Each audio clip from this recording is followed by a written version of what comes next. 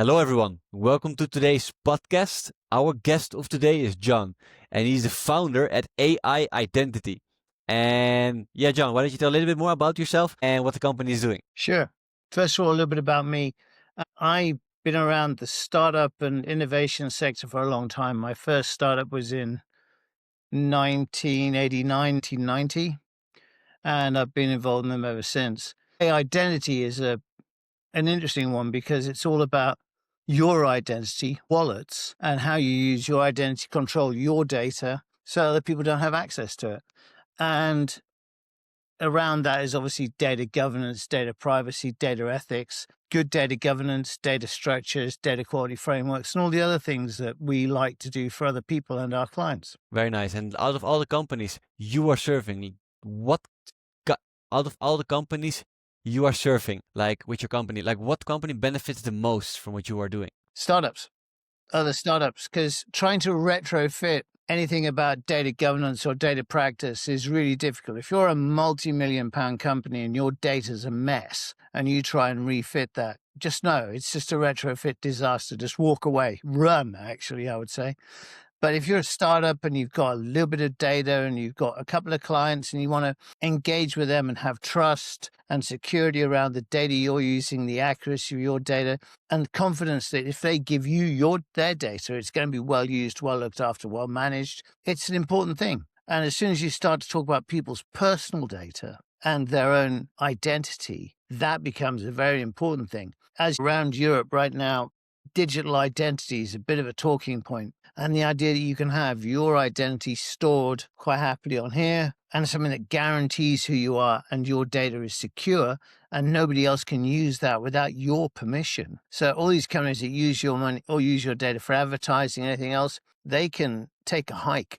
You can say, no, my data's mine. You can't have it. And it starts to become a really interesting conversation. And for the advertising industry, they love it because it gives them a segment of one. It allows them to look at you as an individual and really understand who you are.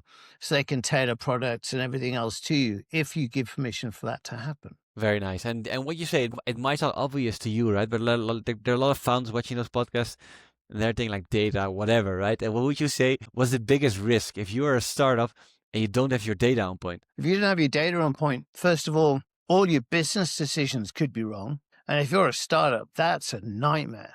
The next thing is that if all your data isn't secure and you have a data breach or a data leak, for a startup, that's just bad publicity and it doesn't go away. That's there. And once people don't trust you, they won't do business with you. And as a startup, that's a disaster. So what you're saying, like even if you don't have your data on point, like the biggest foundation from your business is not even there because you cannot even make the right decision because you don't know what's going on. That's right. And a lot of companies, they say, oh yeah, I've got my data. And let's say sales have got one set of data from sales point or whatever they're using, right? And the technical guys have got a database which has got some historical data in. Which one's right? Which one's the point of truth? Is it your Salesforce data? Is it your CRM data? Is it historical data? Is it your, it's a nightmare. So you've got to have that single point entity that defines what that is. And that should be basically your CDO, your data governance officer, or your chief data officer should be that point of truth. And she'll say to you, this is what we do. This is how we did it. This is what it means. And if you're an individual, that single point of truth is you, should we say your digital doppelganger, right? Your digital twin of you inside a little wallet, a data wallet that you have access to and other people can have access to if you give it to them. Otherwise, no. A lot of people have heard this idea before. It's nothing new because a few years ago, there was a thing called data unions, which you may remember, which were conglomerates that would come together. Companies would come together, bring users with similar data together, group it, sell it, and monetize all the owners of the data. So let's say everyone had data that was around, I don't know, a love of Transformers, right? All those people would be grouped together. That could be then sent off to a movie people and they would go, yeah, these are people we want to advertise tickets to and everything else. It's a very valuable thing. So if you're a data union, you have a fiduciary responsibility for that data. So that means if you have asked people to give them your data, you have to be trusted because you're going to give them money or goods or both. So it's got to be a trust relationship. You've got to be completely squeaky clean. So your data your data governance, your data structures, and everything has to be accurate. And if you're someone who's collecting all that data and using that to monetize products or advertising, again, it's got to be right, or you're wasting your time.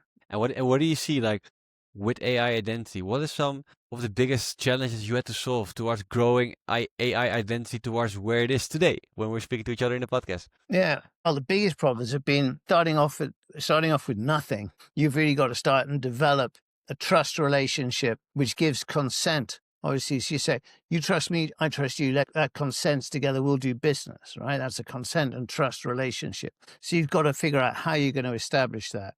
And the best way to do that is to say, we are completely transparent. We are open in everything we do.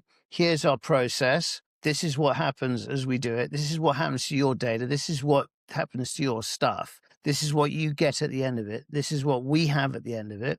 And you take it, everyone agrees on it, you sign it, and you stick it on the blockchain. So it's a permanent matter of record. Very nice. So people know exactly before they step in where they are stepping into. So there are no surprises on the back end, right?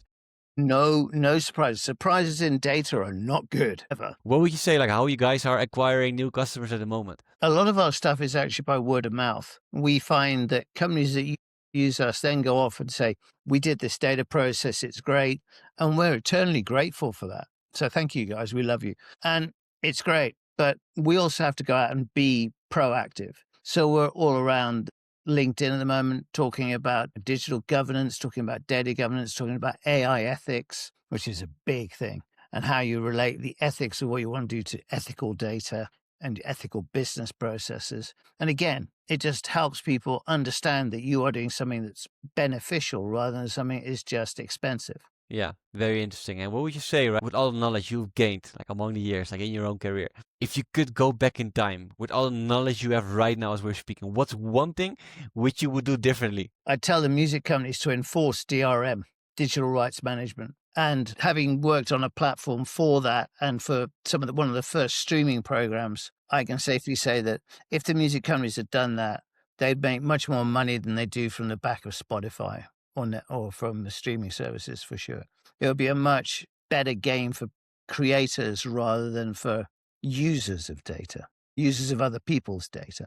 So where we are now, of course, is AI is starting to take all the music that's on all the channels and start writing music, which is, I don't know, it's kind of okay, but it's like having memory of all the old music attached to your synthesizer and it can play it. There's nothing new in there. There's no creative spark in AI. AI cannot create. It'll only do what it's told.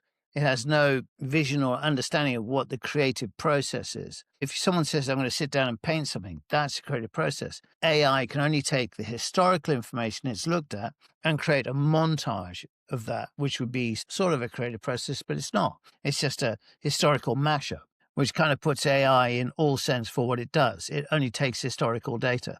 It doesn't create new stuff. Only humans do that. Yeah, very, very interesting. And were you like, did you watch like Lord of the Rings, Oh, yeah, of course. right? And let's say All of them. all of them, me as well. I watched them all. And let's say All the animation, early 70s animation as well. I didn't even watch those, and I thought I was a fan. And I'm a geek, man, a proper geek when it comes to that stuff. very nice. But then for sure Gandalf. Of course. Let's say you can be Gandalf for one day, and while being Gandalf for one day, you can hold this magic wand, and with this magic wand, you could solve any possible problem you might be having with the company with AI identity. What problem would you choose to solve if you can hold this magic wand of Gandalf for one day? I mean, the obvious one is revenue, please. Lots of it. That's a very selfish attitude. I mean, if you take it more of an esoteric kind of thing, I'd like for all the data in the world to be well structured, well formed, and well governed. So everybody knew what was going on. There was no theft, no identity theft, no privacy or ethical breaches. That's what I would like. But that's a big wish, man. Very nice. That's what you're working towards with AI identity. Yeah. Well, we think that your own personal identity should be sacrosanct. That's yours. Nobody should be able to take that from you. When someone steals your identity, that's a terrible thing. Do you remember the T-Mobile and did a big campaign in Germany many years ago about a young girl who had her identity stolen and ended up having all sorts of terrible things happen to her? And it was very powerful. And I like to think that if you've got your ID nicely secure and wrapped up, nobody's going to take it. If you look at Belgium right now, for example, they've just done a national identity program with Tim Berners-Lee using a thing called a pod, which I'm a big endorser of. I really like that technology because it's not difficult. It's Web 2. So it's push, get. It's the usual things that we're all used to for managing data in a Web 2 environment. But it gives you all the Web 3 security and protection, which is a very nice thing. So thank you, Tim. It's great. It's his vision of how he sees the web and how it should be rather than what it's become. So I'm a big fan of that.